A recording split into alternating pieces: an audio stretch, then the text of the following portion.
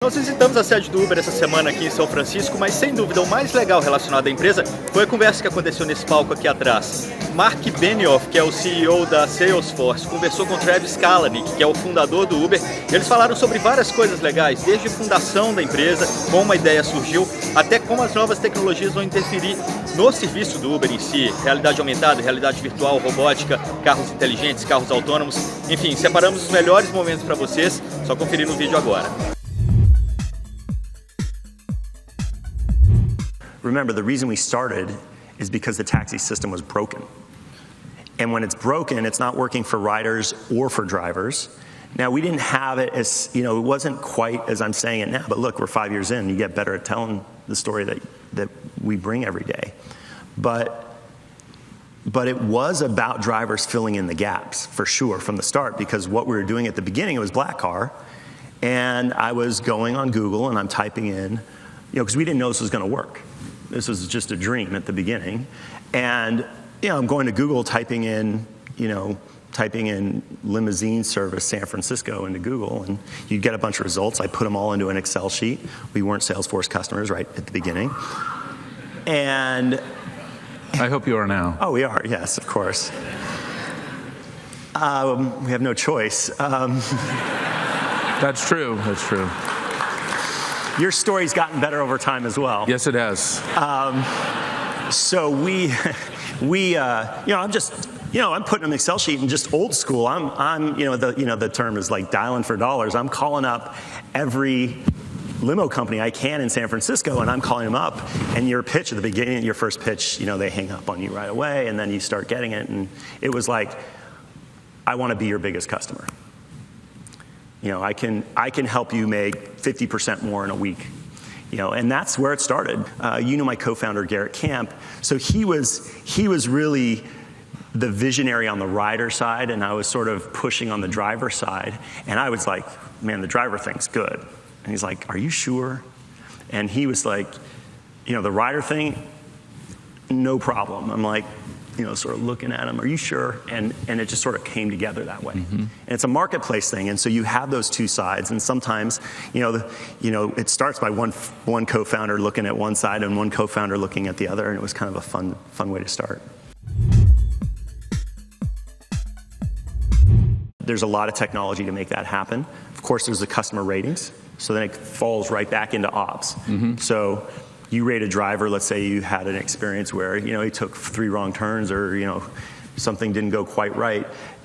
You rate the driver, that comes back into ops, and then over time, we just make sure that only the highest rated drivers stay on the system. And so that's sort of this cycle that's always going. And it's from before the ride all the way to after the ride. What's your biggest surprise so far? This is amazing, right? It's 5 years. It's 600 rides a minute? Is that right? I saw that stat. Is that true? No, it's actually, we're in the thousands of rides a minute on average. More than thousands of rides a minute. Thousands of rides a minute, yeah. So people come up with these infographics. The stats are not always correct, but I saw that stat and I'm like, it's not 600.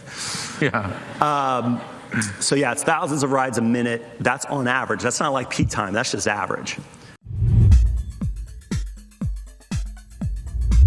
In a taxi, you pay, let's say it was New York, you pay $140 a day to rent a car. $140 a day to rent a car over a year, that taxi driver is spending $40,000 renting that taxi. That should be like a Bentley or something, right? But it's not, right? There's a limited number of taxis on the road, and so you're just paying somebody who owns the license. And there's 2 drivers on one license, so then, because it's 12-hour shifts. Now I got a 12-hour shift. 2 drivers are spending $80,000, $90,000 renting a car, and for that privilege, they get to be impoverished.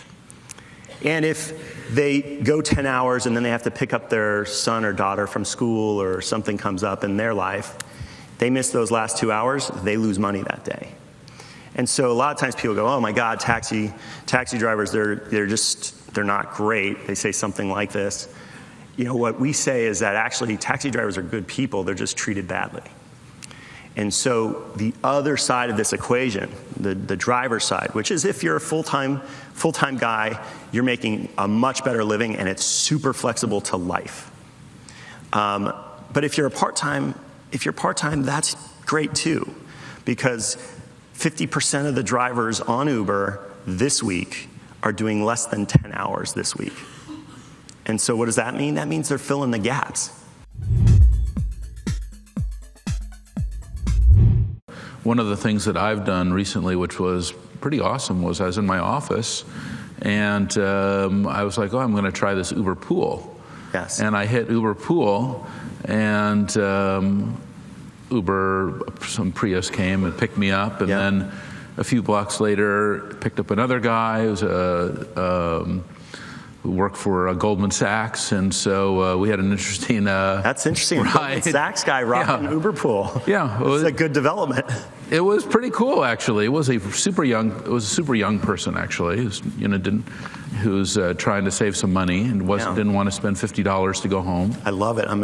Somebody needs to tell Lloyd that his people are doing good things. It's good. I love it. That's probably a sales call opportunity for you to sell Uber business. No, I mean, we're big fans of those guys. Okay, so... And it was a great experience, but there was two things that happened. One was, of course, it was the ride-sharing experience, but the second thing, it was a great way to meet somebody else in kind of a really interesting environment. And when I got out of the car, I said, wow, that's like another innovation. So where did that come from? Look, our whole thing, like if you were to boil down our product strategy, just all the way down, it's three things for product. One, convenience, easier to get around, super efficient, reliable, all those things we talked about. Two, it's affordable, right? And three, a certain amount of magic. When you do those three things, you basically know everything Uber's going to do. And so Uber Pool sort of tries to hold the convenience level at the same level as the rest of Uber. Right? You pushed a button, you got picked up just like before. That second pickup wasn't too far off the route you're already taking. So you have two people taking a similar route at the same time. So both folks get a very convenient experience, but because you're both in the car instead of two separate cars, the price goes way down. Right. Oh, yeah. Well, I noticed yesterday when I called that Uber X, it was a Ford 350 truck, showed up, and then at the top of the screen it goes, actually, you can save 18% on this trip if you touch here and convert to Uber Pool now. That's right.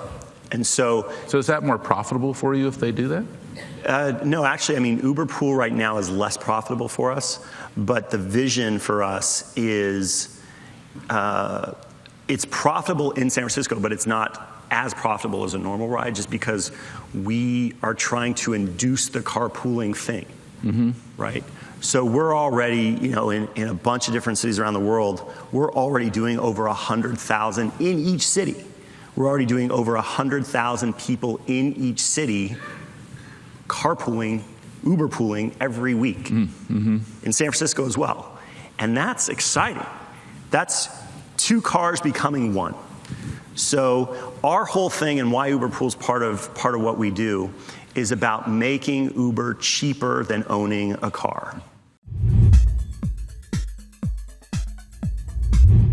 Yesterday I called an Uber, and I already told you, and it was a Ford 350 truck showed up with like the construction roof gear, and he had just been out taking lumber across the city, and then he flipped on his Uber X, and he was an Uber driver. That was amazing. Well, I think, for Burning Man, we had like Mad Max cars. But look, again, when we have a busy time, everybody's going to, all the folks who are our partners throughout the year, they're just going to get on the system and, try to serve, it's serving their city, of course, for them. It's a way to make a living in a flexible way. But yeah, if there's a Ford 350 getting you around, I'm cool with that. So that's a huge vision. Yep. Every car Ubered. Yep. What else would you like to do with your company? Well, look, see, I think that's more than enough. You're like trying to egg me on. I'm like, Uber Mars, it's going to be amazing. The thing is again, that's what's so awesome about this. And well, I was in France and there was a Uber helicopter next to me. Yeah. So. Did you use it? I did not. Come on, Mark. Should I have used it? I mean, how hard was it to get an Uber that day? There's a thing on my Uber app here in San Francisco that's Uber Eats, that you'll bring me food. Is that a part of your vision as well? Yeah, so the way we look at it is, we're in the business of delivering cars in 5 minutes. Well, once you can deliver cars in 5 minutes, there's a lot of things you can deliver in 5 minutes. And so Uber Eats is about pushing a button and getting a great meal in 5 minutes. How afraid should a company like UPS or FedEx be of Uber? I mean, they do a different thing, right? They're delivering something from Chicago to LA. That's not our game. But if you're a local merchant and you want to deliver something to somebody in your city now, Uber's going to be there for you. I think as the world goes robotic, right? This could be restaurants, this is everything in our world we're going to see going robotic in, let's call it the next 20 years. I'm not much of a futurist, but when you start looking at what people are doing on robotics, you can see that it ultimately goes to some place like that. Again, I just keep coming back to the same theme, which is, okay, well, what's the transition? When that technology comes out, what are the new things that we do? And there will be new things.